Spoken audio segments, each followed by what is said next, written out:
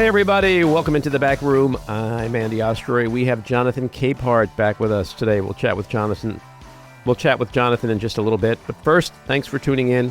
We appreciate you listening, and we'd love to hear your comments. So email us at backroomandy@gmail.com and or post on our social media, and we'll read some feedback next time. And if you like the podcast, please rate and review and follow or subscribe. And you'll be notified every time we post a new episode. So let's get into the big thing this week. I want to talk about this deadly shooting in Minneapolis because there are so many things wrong with this situation. The first thing in this video that we see is that the woman who was murdered, in my opinion, Renee Good, she's sort of like parked a little sideways on this residential street in the middle of the street. Not blocking the street because she's seen waving on cars, including other ICE agent cars. But then all of a sudden, this pickup truck ICE agent vehicle comes speeding up, stops. I think 2, maybe 3 agents get out. But the one agent in particular who was driving comes rushing towards her car. And the only thing he says, he screams, "Get the fuck out of the car." That's it.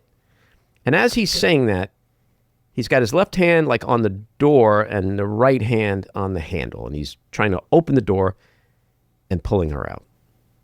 Now, you tell me, if you're in a car, if you're a woman in a car, and an unidentified masked man who might be an agent, but who the hell knows who he is, comes rushing up to your car screaming, "Get the fuck out of the car." Whatever happened to, "Excuse me, ma'am, I'm agent so-and-so.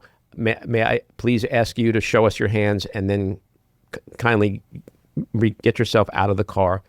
Like, whatever happened to that? Who has the right to just scream, "Get the fuck out of the car," and expect a young woman not to be terrified? So, likely terrified, she puts her car in reverse. She backs up a couple of feet, turns her wheel to the right, and she's clearly seen on this video attempting to drive away without hurting anyone. Now, another agent who was standing kind of towards the left front of her car puts himself in front of the vehicle, which is a violation of law enforcement protocol. You're not supposed to put yourself in front of a vehicle. Puts himself in front.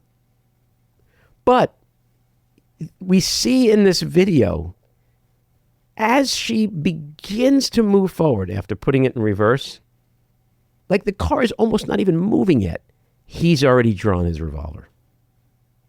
As she starts to pass him, he fires a shot into her windshield because he's now sort of positioned in front of her. And then as she passes him, as the car begins to move to its eventual resting spot after it crashed into a tree and a car, he fires off 2 more shots. So we see in this video that he's shooting well after the point where his life could be in danger, if that's what he claims happened. He's at least 2 or 3 feet away from the car. So that begs the question, why was he firing? What made him think his life was in danger at that particular moment? She was shot in the face and the head at point blank range. And when the car smashed into the other car and the tree, did we see any agents rush over to her car? Nope, not a one. We saw a woman screaming, "What the fuck did you do? What the fuck did you do? Oh my God, oh my God." She runs over to the car. Then a physician walked over and we hear him say, "Can I take a pulse?" And they told him to stay away. And when he identified himself as a doctor, an agent barked, "I don't care." Almost immediately after this happened, Donald Trump, DHS Secretary Kristi Noem, J.D. Vance, they all issued statements or addresses. Essentially, they exonerated the agent and victim blamed Renee Good. It was an act of domestic terrorism. What happened was our ICE officers were out in an enforcement action. They got stuck in the snow because of the adverse weather that is in Minneapolis. They were attempting to push out their vehicle, and a woman attacked them and those surrounding them and attempted to run them over and ram them with her vehicle. An officer of ours acted quickly and defensively shot to protect himself and the people around him. And my understanding is that she was hit and is deceased. Now, a good exercise for any of you to do is to listen to that clip as you watch the video. And what you will see is that there is nothing in that video that matches what she said. So this is just more gaslighting, which is what they're very good at. We've come to know the Trump administration as one that gaslights and engages in cover-up when they're guilty. And that's what they're doing here. How on earth is there ever going to be an investigation that is impartial, that is fair, honest, objective, after the United States president, the vice president, who gave this outrageously combative, nasty, insensitive little speech yesterday, saying that because of the supremacy clause, the agent has absolute immunity? So you have Trump and Vance, and then you have what Kristi Noem just said. They basically said, he's innocent, she's guilty. So how are we supposed to have a impartial, fair investigation? An investigation, by the way, which yesterday the FBI said, we're going to be in charge of it, and we're the only ones involved. And they essentially froze out the state of Minnesota. So Minnesota's not going to be taking part in this investigation. Now, you tell me if Kash Patel, FBI director, is going to conduct a fair, impartial investigation. No fucking way. Minnesota has to be involved. This has to be an independent investigation. One other thing that Vance did, which is probably going to come back to haunt him and the government's case here, is that he referred to this June episode where the agent was involved in a near-death situation where he was, I think, pursuing an undocumented immigrant. The immigrant was in the car and hit the agent and dragged him 300 feet. And the agent ended up needing 33 stitches. And he said, have we no concern or sensitivity for this agent? Implying that the agent was traumatized, which means he shouldn't have been on the street. He should have been on leave. He should have been receiving psychological care, whatever. Because if his traumatic experience of 6 months ago played into his decision-making on Wednesday, and he overreacted, that's a critical piece of information. Now, like a lot of people, after this happened, and after listening to what the administration was putting out, Minneapolis Mayor Jacob Frey was incensed. They are already trying to spin this as an action of self-defense. Having seen the video of myself, I want to tell everybody directly, that is bullshit.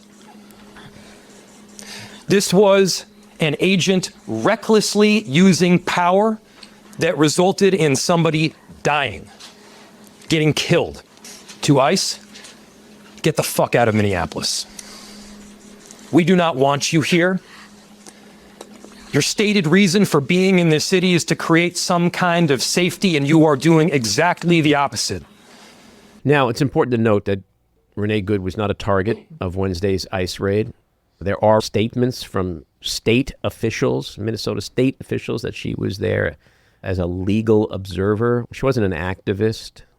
Apparently, she wasn't protesting. So this whole self-defense thing, why was his life in danger? There were no other agents in front of him as the car moved during the second and third shots. So who was he trying to protect in that moment? The other thing, too, which is really interesting, if you watch that video, focus on when he shoots and how he shoots and how close the other two agents were and how easily one or both of them could have been hit with a stray bullet or a ricocheted bullet. The whole thing is just so fucking reckless. according to all experts that I've seen, he violated all tactical policy of law enforcement by putting himself in front of the vehicle the way he did. It wasn't that he was in front. It was that he put himself there. Now, Donald Trump has been warned for months by governors, by mayors, that putting National Guard troops on American streets, by conducting these violent ICE raids, that shit's going to go wrong. Something's going to happen. Someone's going to get hurt. Someone's going to die. And that could be U.S. citizens. That could be immigrants. That could be ICE agents, Border Patrol agents. And now this is where we are. The truth is, ICE is running wild. It is out of fucking control.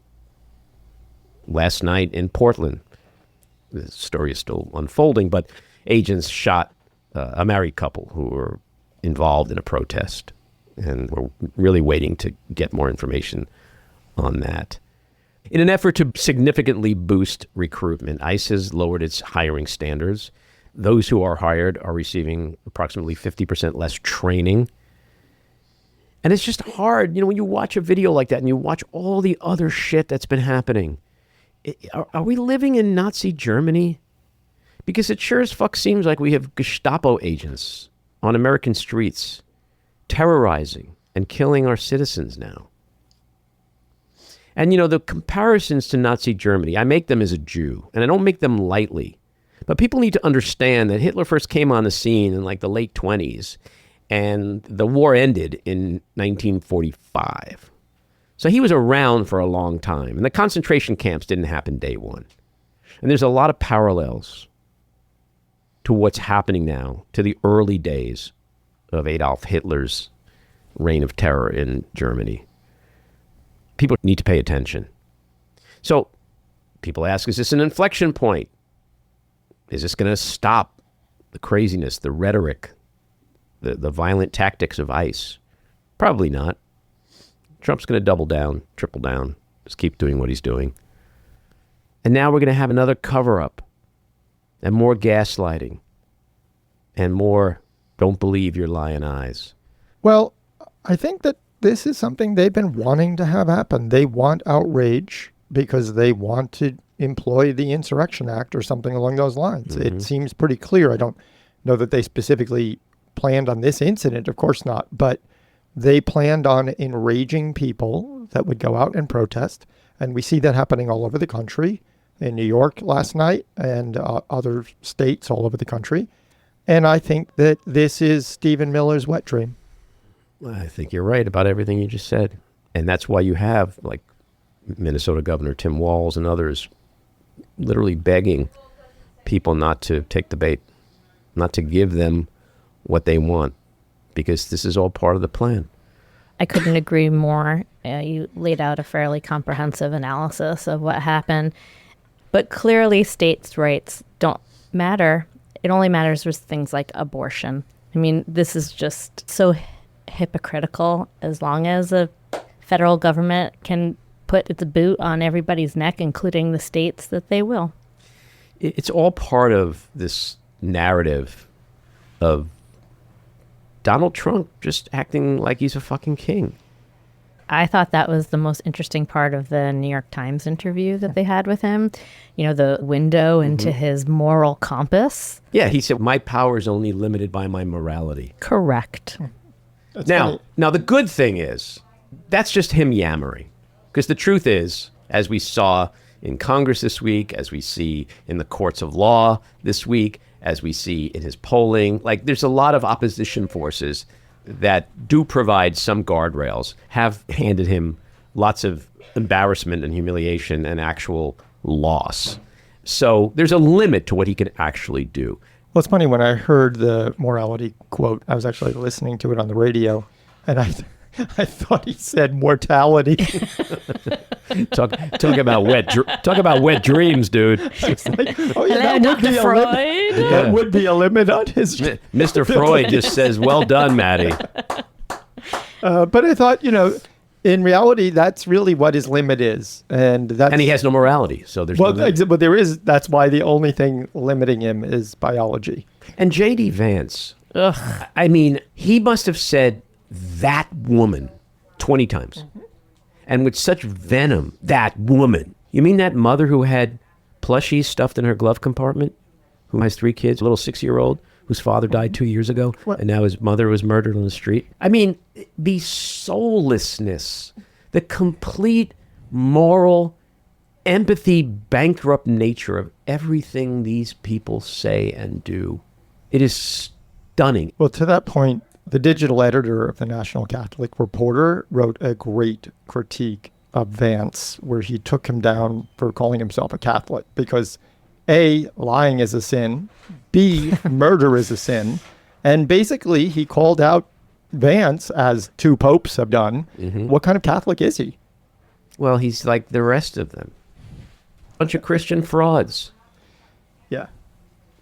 It's really shocking that we've come to a place in this country right now where Americans have to be afraid exercising their First Amendment rights of assembly, of free speech, when people are murdered on the streets of America by federal agents, unmasked, unidentified federal agents who are jacked up on their own power, their own anger. It is something that needs to stop. I don't know how we get there, but we were stunned by what happened Wednesday, and what happens Thursday night, 2 people shot in Portland by federal agents. And here we are. It's the normal America thing now. Agents are going to shoot Americans on the streets. Okay, are you kids ready for optimistic Andy? Yeah. Waiting with bated breath. The public and official pressure on the administration will result in them reversing course and bringing Minnesota into this investigation. They can't do this alone because there'll be absolutely no credibility on the outcome of that investigation. It will further erode the public's respect and trust for government and the current rule of law. I just think it's one of those things they're going to have to change. Well, they don't tend to back down, but it is kind of impossible to do a homicide investigation when the medical examiner is from Minnesota and has the body and the forensic evidence of where the person was shot. Well, it just depends on whether that evidence has already been given. Federal Government can demand whatever they want, but just imagine 6 months from now, a year from now, the announcement is made that the agent was innocent, blah, blah, blah. And that comes from Kash Patel. I just don't think that's where this is headed. I think this is too big to fail. And I don't think Donald Trump gives a flying fuck about sacrificing an agent. He does, not specifically about an individual, but he cares about the message it sends, that he backed down, that he's weak. There already has been talk before this happened of Kristi Noem getting fired this month. It could very well give him the fuel he needs to get rid of her, throw her under the bus, blame her, blame him, and then he walks away unscathed. That is very optimistic. I would say. They don't call me optimistic Andy for nothing, Jen. All right. Let's get to our winners and losers. My winner, the House of Representatives, for passing legislation to reject steep cuts by Trump and fund parts of the government in a bipartisan breakthrough before the January 30th spending deadline. My loser, a tie. ICE for killing U.S. citizen Renee Nicole Good and the FBI for denying Minnesota officials from evidence and therefore blocking the investigation of the shooting. My loser is Elon Musk this week because China's BYD has overtaken Tesla as the world's top-selling company in electric vehicles, and Tesla is suffering because of it, and I don't think it will recover. My winners are the anti-science paleo influencers who just got a massive boost from RFK Jr.'s evidence-free inverted food pyramid. My winner, several congressional Republicans who bucked leadership and Trump. 5 senators who voted with Democrats to advance a war powers resolution to restrict Trump's power on military actions in Venezuela. And 17 House members who voted to extend Obamacare subsidies, although that is certain to fail in the Senate. My losers, Trump, Vance, and Noem, for their irresponsible, reckless, and corrupt rush to judgment immediately after the deadly shooting of Renee Good. Which gets us to the weekly rant. So we have this horrific shooting Wednesday in Minnesota by ICE agents of that woman. They killed 37-year-old Renee Nicole Good. I call it murder. I believe she was murdered in cold blood at point-blank range. I'm not sure she and her family will ever get the accountability and justice they deserve, but we can honor her by understanding who she was as a human being, because she is so much more than just a murder victim in this sensational tragedy. She is more than that woman, as J.D. Vance called her, with disdain. Renee was the wife of Becca and the mother of 3 children, a 15-year-old stepson and 12-year-old stepdaughter, and a 6-year-old son who is now orphaned because his father, her second husband, Air Force veteran Tim Macklin, died in 2023. Renee was a creative soul. She was an award-winning poet, an avid writer, and a guitarist who liked to make messy art with her kids. She loved to sing and watch movies. She was born in Colorado, but moved to Minnesota last year and lived in the Twin Cities with Becca. After spending most of her life in Colorado, she briefly moved to Kansas to live with her parents for a time after Tim died. She was a devoted Christian who took part in youth mission trips to Northern Ireland when she was younger. She participated in a chorus in high school before studying vocal performance in college. She attended Old Dominion University in Virginia, graduating in 2020 with an English degree. That same year, she won an Academy of American Poets Award. During her time at Old Dominion, Renee took advanced courses on creative writing and the craft of fiction. Her poetry has been published in Metrosphere and Coronado Literary Review. She previously had co-hosted a podcast with Tim, who was a comedian, and she worked as a dental assistant and at a credit union. She was currently a stay-at-home mom who reportedly was studying online for a graduate degree. In 2024, she and her partner formed a company, Be Good Handiwork, which, according to the filing documents, would perform interior and exterior repair, maintenance, and upgrade projects in residential homes. On Wednesday, Renee had just dropped off her 6-year-old son at school when she encountered the ICE agents. She died on her older sister's birthday, and just a few blocks from where she lived. There is a GoFundMe page set up to help Renee's wife and 6-year-old son deal with this devastating loss. It initially sought $50,000. As of this morning, it's raised $1.4 million. Money won't bring Renee back, but it demonstrates the goodness and generosity of people, of strangers, and it will, in so many ways, help them more comfortably navigate through this tragedy over the months and years to come. All right, let's get to Jonathan Capehart. He is a Pulitzer Prize-winning journalist and co-host of the morning edition of The Weekend on MS Now.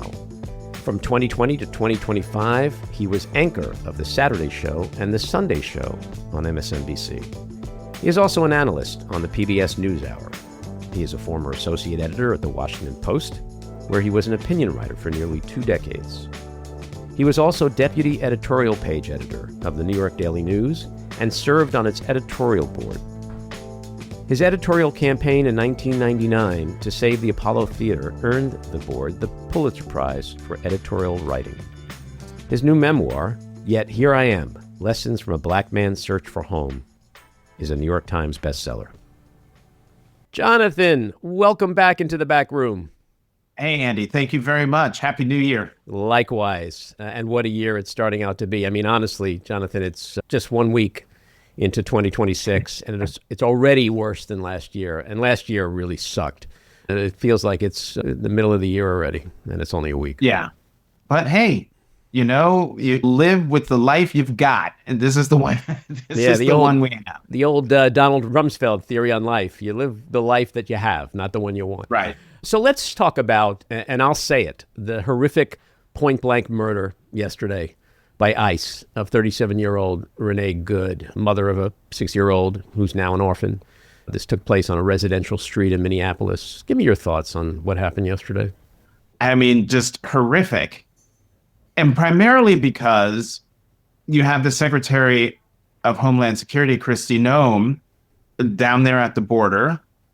In normal times, when the secretary says something, you take it to the bank that it's based in fact, that whatever they're saying is, measured and all the responsible things. That's not what we got yesterday. We got a statement from the secretary within, I don't know, an hour or two of the incident. So no investigation of any sort of length of time or merit had been done. And what she told the American people in that statement was demonstrably false compared to the video that everyone had been watching for a little while. And so now I think what we have here is a situation where you have an administration that has a policy that they're hell bent on following. Facts and situations be damned, and they're just going to plow right ahead while arguing to people to don't believe your lying eyes, don't believe what you've seen. And I think that the reaction from Governor Walz, and especially the reaction from Mayor Frey, Minneapolis Mayor Frey, speaks to the frustration not just of two big D Democrat elected officials. We're looking at two elected officials who are grappling with what happens when the federal government sends in federal law enforcement officials into their state, their community, where they didn't ask for them, where they don't want them, and where those masked and unidentifiable federal law enforcement officials are not even coordinating with state and local officials. Yeah, you're talking about the rush to judgment that both Donald Trump and Kristi Noem did, but you speak to the larger issue. You mentioned, are you going to believe me or your lying eyes? That's their mission statement. And right. The question has to be asked when DHS, DOJ, FBI are just loyal servants of Donald Trump. How are we ever going to get a fair, honest, objective investigation to the point where there may ultimately be someone that's held accountable? How is that going to happen? Well, that is the dilemma that we are in as a nation. However, what we're talking about in terms of the president and the secretary, we're talking about two political actors who are overseeing a federal government that long pre-existed them. And I think in the law enforcement agencies, FBI, even DHS, even though it's relatively young since it came out of the ashes of 9/11, formed after 9/11, you have career professionals within these agencies who I would like to believe still put their professionalism and their training ahead of whatever the political agenda is of the people who happen to be running the agency or the nation at any one time. And I think one of the situations we're also seeing here is that the people who they have recruited into ICE by, lowering their standards, lowering or streamlining the training, they're putting untrained, unprofessional people, and I recognize I'm generalizing here,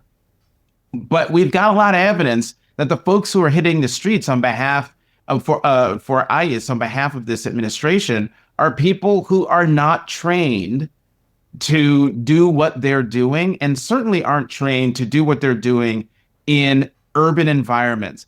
The president and the secretary talk about this as a war, but they're not in a theater of war. Mm-hmm.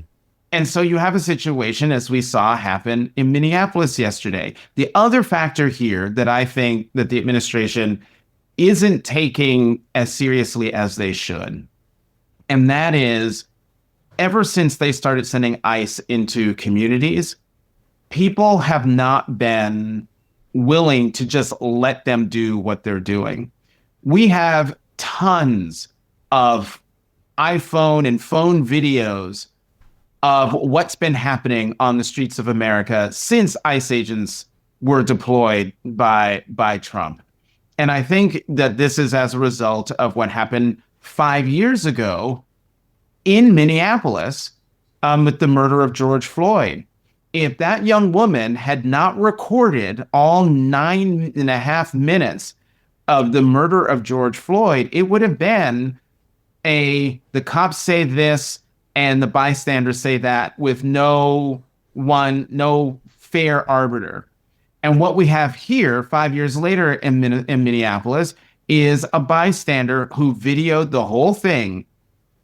And was it because they did that and put it up on social media, we were all able to take the video and match it to the words that were being said by Secretary Noem. And the fact that she said that the agent's car got stuck in the snow because of inclement weather on the streets there in Minnesota, and that this person, a quote unquote, falsely, domestic terrorist, tried to ram them with her car.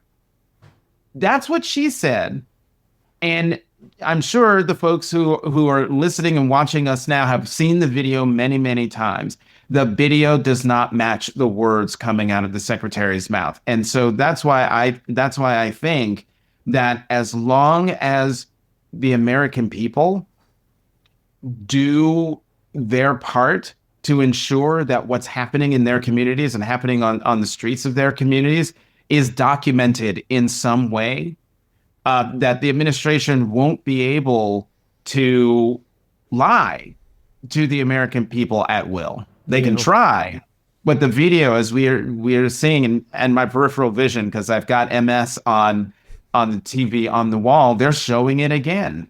I totally can appreciate and I share the hope that you have that the career law enforcement people are going to do the right thing and that ultimately the administration will do the right thing.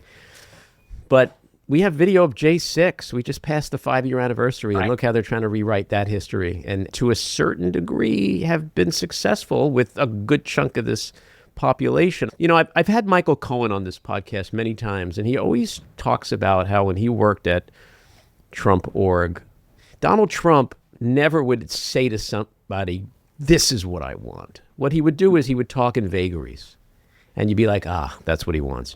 So when I saw his post the other day where he said, you know, this was self-defense, blah, blah, blah. He's messaging to his secretaries, to his department heads, to his agencies that I want another cover-up. That's what I took. And I think when the big guy says there's nothing to see here, I really worry that, you know, the orders are coming from above and will be trickled through the system. And so my hope is that Minnesota, the state of Minnesota, Keith Ellison, the Attorney General, and the local law enforcement agencies do their own independent investigation. And maybe that's where the accountability is going to be. I don't know. Well, no. That's exactly what's going to happen. In a situation like this, you know, if things were normal, if we had a normal administration with a normal FBI, and this had happened, there would be the FBI investigation, but then there would also be, the state would look into it as well. So, look, I understand the skepticism, but I also have to believe that, sure, president says like a mob boss, talks in the way that a mob boss talks, and his top lieutenants operate under those rules. And also because they're just operating for an audience of one. Meanwhile, the rest of us, the rest of the American people are doing everything they can to ensure that whatever they're saying is, and especially if it's a lie, there is evidence to prove the lie. And while in the short term, I take your point, in the short term, especially with January 6th, yeah, President Trump and his people have done a very good job at rewriting history. But here's the thing about history. it's long. And I there agree. is no way January 6th is going to, in the writing of history 20 years from now, there's nothing Trump can do to rewrite that history in the eyes of history. You just can't. Yeah. Well, look, you said something before which I think is incredibly critical, and that is the resistance movement has been alive and well for several months now and is gaining momentum. And that is where I hang my hat on the most, that we, the people, have consistently this past year, demonstrated our resilience, our determination, our frustration, our anger, and our unwillingness to accept this bullshit. I think if Trump becomes too unpopular and loses part of his MAGA base, then that's going to unleash a rebellion among congressional Republicans, because if they don't fear the base the same way anymore, and they come up against these filing deadlines where they're like, hey, I'm not being primaried, all of a sudden they might be a little bit more emboldened. So I think this year is going to be really interesting in terms of how the people are going to force the politics. Yeah, I'm watching that, but I've been watching Republicans in the age of Trump now for 10 years. And we have seen people who know better and who have known better not do better, buckle under the pressure from the White House. And part of that, I think, has to do with sort of the mob boss atmosphere around this administration, where the threats that come in to them personally, to their district offices, and not just to them, to their families. And so, this culture of fear that a lot of Americans are feeling in their communities when they've got masked, unidentifiable federal agents, whether they're ICE or Border Patrol, we don't know. That fear is also being felt among congressional Republicans. And I think that's why you don't hear much from, well, we're starting to hear a little bit more, just a little bit more. But that's why you have not seen or heard much resistance from them. But I'm with you. I think that it is beginning to crack. You had Senator Tillis on the floor yesterday, yelling about all this talk about Greenland and what it would do to the alliance. You've got Senator Kennedy saying it would be weapons grade stupidity for them to do something like that. Marjorie Taylor Greene is gone. Lauren Boebert is doing things vis-a-vis Epstein. And I think you hit the nail on the head when it comes to filing deadlines, because once those filing deadlines pass and they see that they might not have a primary challenge, maybe that is what is needed for some of these folks to stiffen their spines and stiffen their resolve to, I don't know, stand up for the prerogatives of an Article 1 branch of government. Yeah, especially as they see polling that might indicate that there's a blue tidal wave coming in a few months. I don't know. I'm with you. I've been watching for 10 years, and it's just vomitous to watch the complete abdication of a co-equal branch of government. What I try to do is ask why. I'm like, why is that? And the only answer I've ever come up with is that it's because they are terrified of the base. Not of Donald Trump per se, but of the base. If they start to feel less scared of the base, something will change. I don't know to what degree. I don't know when that's going to come. But I think this midterm election that we have coming up is going to motivate at least some of these people. Do you think we are really at some kind of meaningful inflection point? And in particular with this murder in Minnesota, do you think on any level this results in some kind of dialing back of these ICE raids? Or do you think, just like we've seen over the last 10 years, he doubles down, triples down, and just digs in further? Yeah, the latter. I think we, as the American people, should stop looking for inflection points. We've crossed way too many Rubicons, haven't we? Right. When it comes to anything, I mean, when Newtown happened, people thought, this is it. This is an inflection point. We are going to get gun safety legislation because you cannot slaughter children in their classrooms the way that happened at Newtown and not do something about it. And yet, pretty much nothing was done about it. I think maybe there was some sort of background check thing that went through. So it wasn't an inflection point, the murder of children in their grade schoolers, preschool, elementary school kids in their classrooms, then, there's nothing to be done when it comes to gun safety. And I think when it comes to this administration, they do not care. The president does not care what particularly you or I have to say about what they're doing. Yeah. I think that the president is going to double and triple and quadruple down on this policy, I think, because he got reelected. He got elected a second time despite being a convicted felon. He feels vindicated. He feels omnipotent.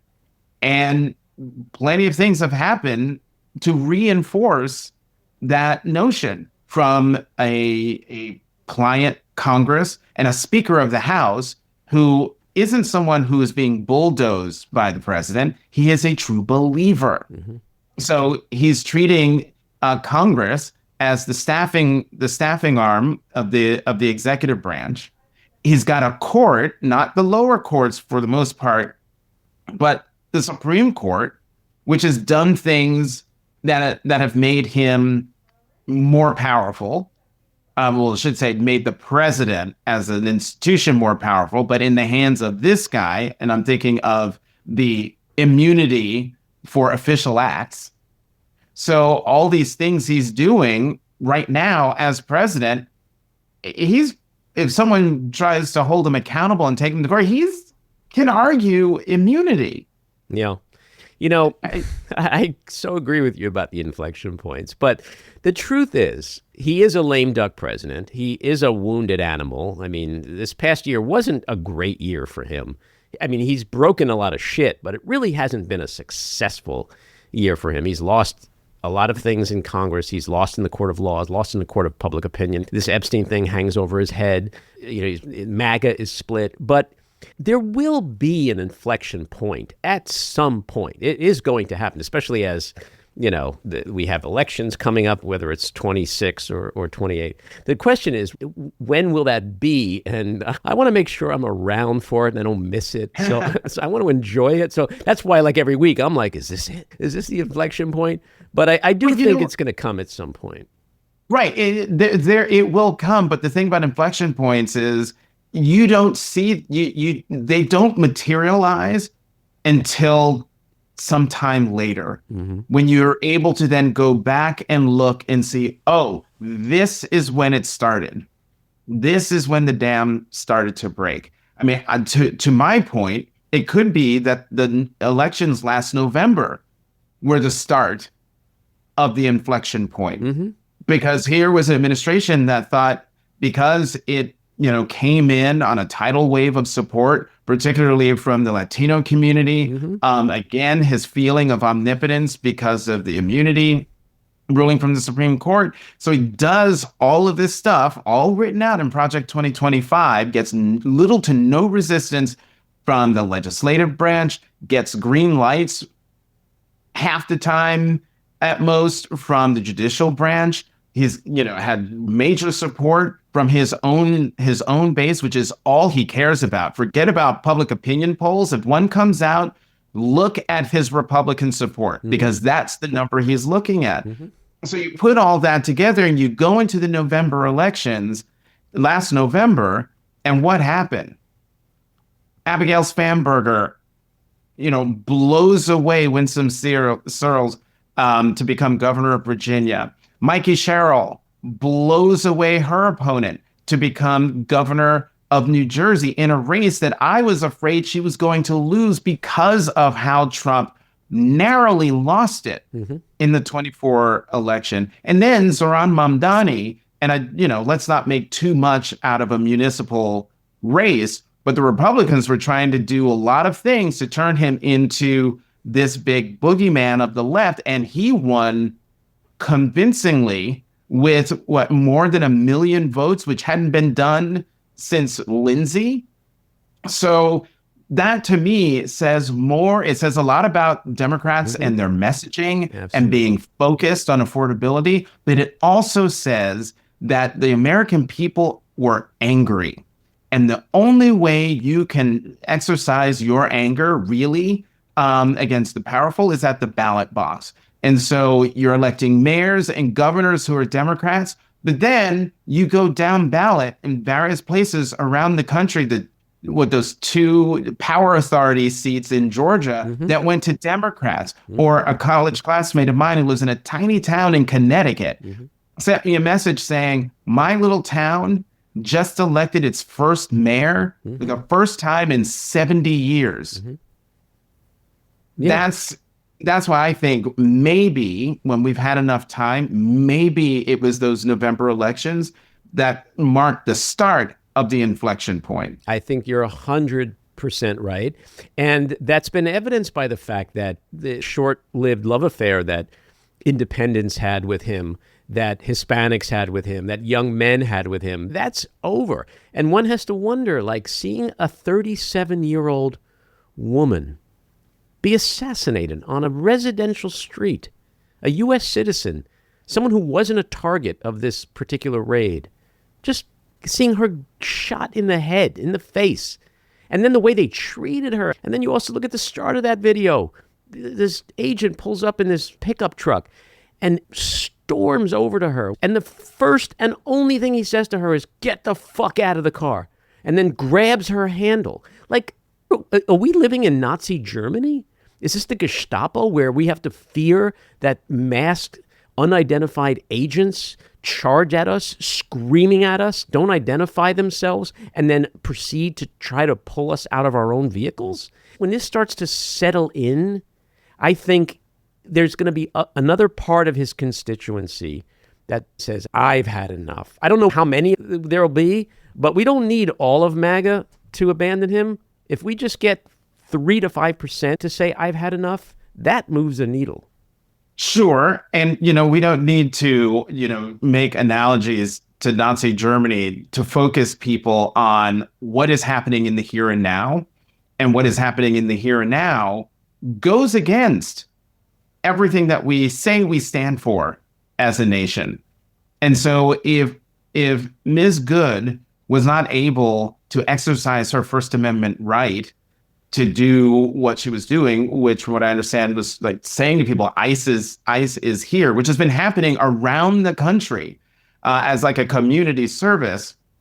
And also you have these again, not well-trained, not qualified people in masks, in unidentified cars, racing around communities around the country. I think the American people are put off by this. I think a lot of people who voted for the president because they wanted him to shut down the border and do something about illegal immigration and maybe even get rid of the worst, right? But what we've seen is that he's going above and beyond that. And in fact, not getting many of the worst and swooping in, a lot of people who were either in this country legally, in this country, and going through the process that we as a nation set out for them to follow, and they're being snatched before they can even get to their appointments. And even American citizens being deported in the administration saying, well, we don't care. Too bad for them. I think all of those things are what's going to fuel a ballot backlash in November. But what that means is Democrats have to come out and vote in ways they probably haven't done before. And 2, Democrats need to make sure that their voter registration is current and that they are still on the voter rolls, because while we're talking about Minneapolis, there are all sorts of things happening in the states to purge voter rolls yes. of potential voters. And so I think, sure, if Democratic candidates can peel away, altogether 2%, excuse me, or 3% of MAGA supporting MAGA Trump supporters, that's great. But I think the more crucial thing is to ensure that Democrats come out to vote, but also Americans who might not be affiliated with any party or who might be peripheral Republicans, to point out to them that what's being done in their name by their government is not what they want. And I think that that's why the affordability arguments that were made in the run-up to the elections in November were salient, and why they worked. Because people looked around and like, look, I don't care if it's a Democrat or Republican, who is bringing down the prices? Mm-hmm. Who is looking out for me? And now that argument is even more so on affordability, on rule of law, on just safety. Are you safe in your own community from people who supposedly are working for your government? Yeah, well, I think that's why his polling is abysmal and he's underwater on his signature issues, in particular on immigration. And just as a point of clarification, the reason, as a Jew, the reason I bring up Nazi Germany and the Gestapo is because the concentration camps, they weren't around at the start of Hitler's ascent. Germany grew into that. Germany was a thriving democracy like the United States, full of brilliant scientists and entertainers and people who never in their wildest imagination could think that their country would descend into such madness and such violence and genocide. And I refuse to think like, oh, this is America, and you know what? As bad as it is, it could never descend into that. Because we see that what the founding fathers did, what they created, wasn't designed to stop someone like Trump. They wrote everything because they thought no matter who would be president, would be operating in good faith. And that's not what we see. So now we cut to January 7th, 2026, and we have U.S. citizens murdered on the streets by federal agents, right? That is terrifying to me. And I think, obviously, we have a long ways to go before we can make real comparisons. But if we don't respect history, history repeats itself in a very bad way. I just want to segue into the other insanity that's been taking place this year, and that is the raid in Venezuela, the arrest and seizure of Nicolas Maduro. Like, what is going on? What is our policy? I have no idea what the policy is. Look, Andy, one day, I think back in October or late September, I ran into a former British diplomat, a friend of mine, and we were just talking, and he said to me, "Are you paying attention to Venezuela?"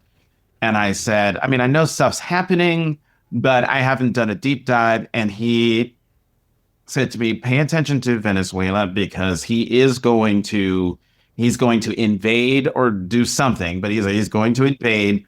And leave aside all the excuses, things that are being said about drug trafficking, whatever. It is about oil and U.S. access to oil, which in Venezuela is the largest oil reserve in the world. And so if the United States has access to that, then it can, if it gets, pie in the sky, push aside Saudi Arabia. And when he said this to me, it's like, oh my God, all of this, I can see all of this. Mm. This all makes sense. And so here we have what happened over the weekend on Saturday. And I'm not surprised that when you boil it all down, it's oil. Why else would you, if you're going to do regime change, you don't just take out the leader. Do regime change. You take out the regime. Right. You don't put in his vice president. And so I'm sitting here thinking, okay, is this what is really happening is really sort of like a preschooler's understanding of how the world works? Yes. That all you want is the oil, so you're just going to swoop in and snatch the president and his wife, and then just think that you install that president's vice president as the president, then everything's going to be okay. Well, he told We have seen he told Joe Scarborough this week that the reason why Iraq failed where Venezuela will succeed is because Bush didn't take the oil, and I'm going to take the oil. Oh, that's insane. that's beyond insane. Yeah, you tell that to the people. And this is what frightens me the most. We're gonna if this goes the way keeps going, you're gonna have U.S. troops safeguarding oil facilities against a population that does, even though they hated Maduro, they don't want to be occupied. Also, they hated Maduro, but his regime is still there. Yes. So what incentive do they have to allow the United States to extract its resources for its benefit? Well, the Trump administration's benefit, potentially, and not put up a fight. I long for the day when we had serious people in these positions. You know, Senator Rubio, or Secretary Rubio, used to be one of those people. No, he knows better. Look, this gets us back to the inflection point conversation, because this is what I want to ask you. How does he sell this current status quo in Venezuela to MAGA? How does he say, I told you about drugs, but this wasn't about drugs. Regime change, democracy, blah, blah, blah, threats to America. But you know what? I just left everybody there, and I basically lied to you because I just want oil. How does that not at least turn a few percentage points of MAGA against him, on top of Epstein, on top of everything else?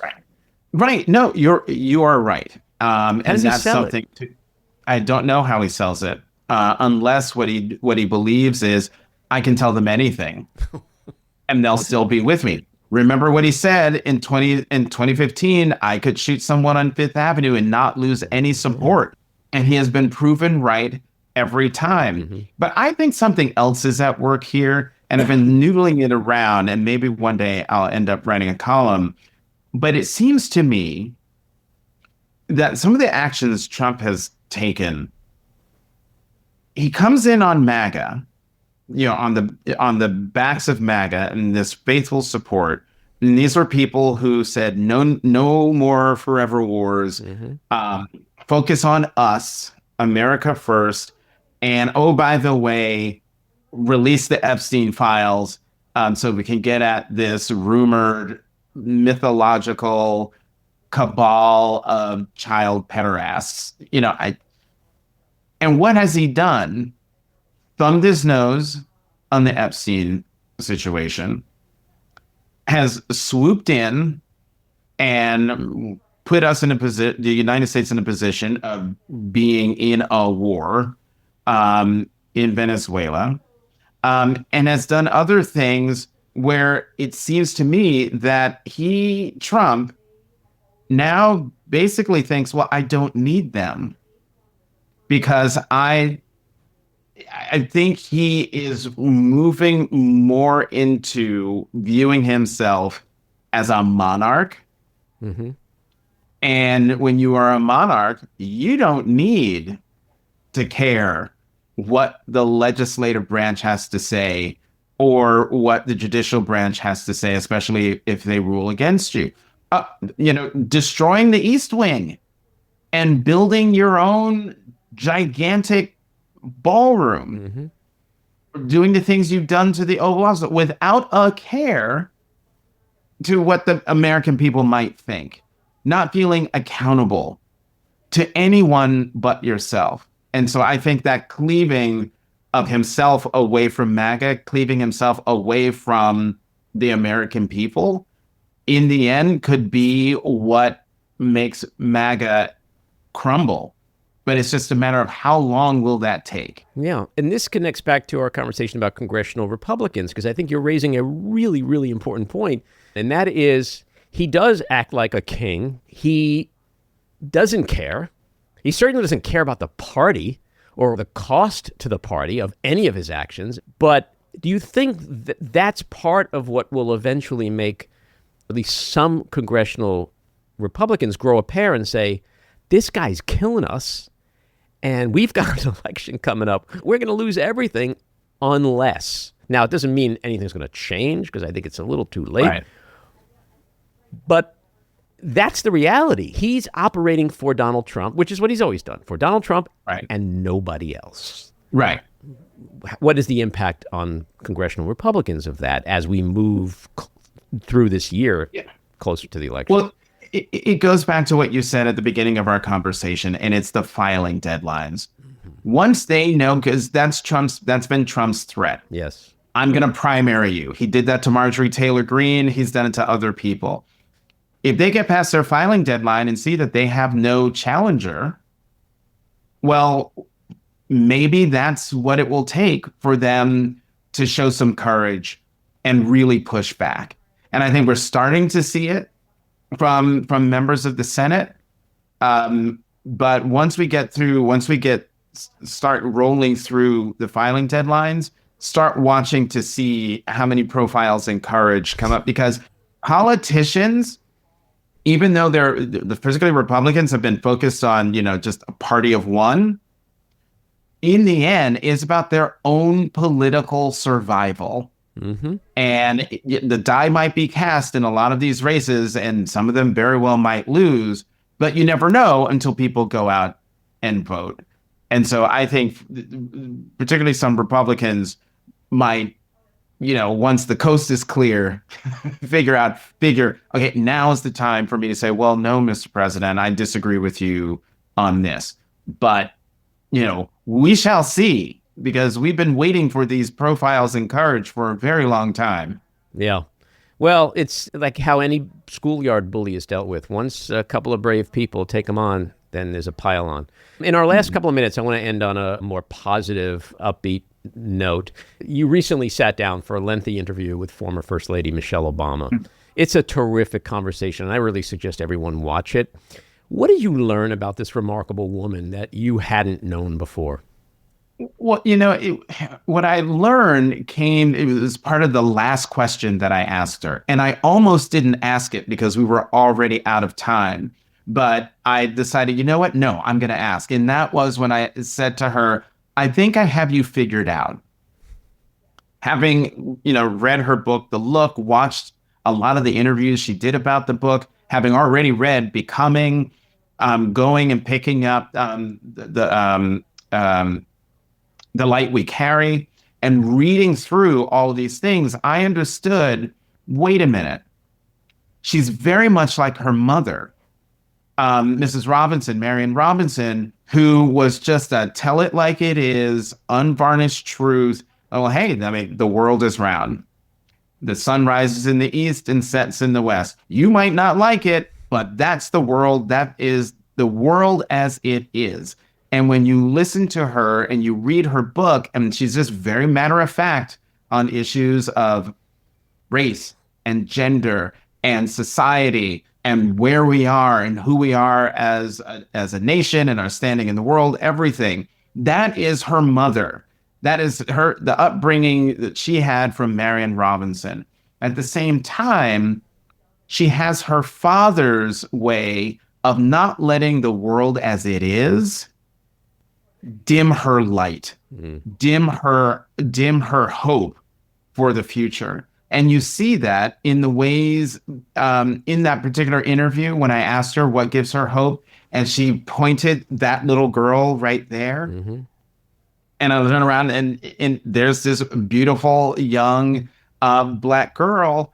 And she proceeds to talk about how all the stuff that we are doing is for her and her generation, in the same way that when she gets to be our age, everything she does has to be for the generations that come after her.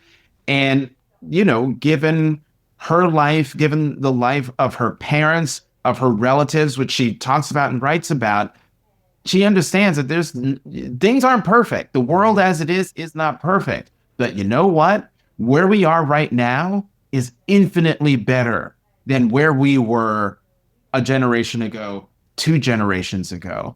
And so being able to, in the preparation for the interview, to come to that realization and to be able to present her like, hey, I'm playing armchair psychiatrist. I've got you figured out. Here it is. And I make the case. And she says, and I asked her, do I have it right? And she said, yes. I was like, oh, wonderful. I mean, as someone who interviews people all the time, you think you've got them figured out. And so you're like, let me test the hypothesis. And it comes back, no, you got it. That's the joy of the job that we have. Sitting in front of someone and trying to bring that person out, or at least have I picked the lock as a way of getting in there and understanding them better, as a way of then having other people understand them better. That's the joy of the job. Yeah. And let me ask you this question, because I ask it for about 90 million people. Is there a scenario on this planet where she runs for president in 2020? No. Not even a microscopic. No. Not even a Jim Carrey. So there's a chance. No, there is no zero. Man, talk about dimming light and dimming hope. She's been very clear. Like, no. And she's just to remind people, you guys forget, I didn't want to be in this in the first place. Like, she got into politics because of her husband. Just think. I know, but here, for anyone who thinks that Michelle Obama should run for president because she's so popular and everything, which is true. Well, she'd be a great president. Which is true. But also remember, Hillary Clinton was very popular when she stepped down as Secretary of State before she ran for president. Her approval ratings were in the 60s.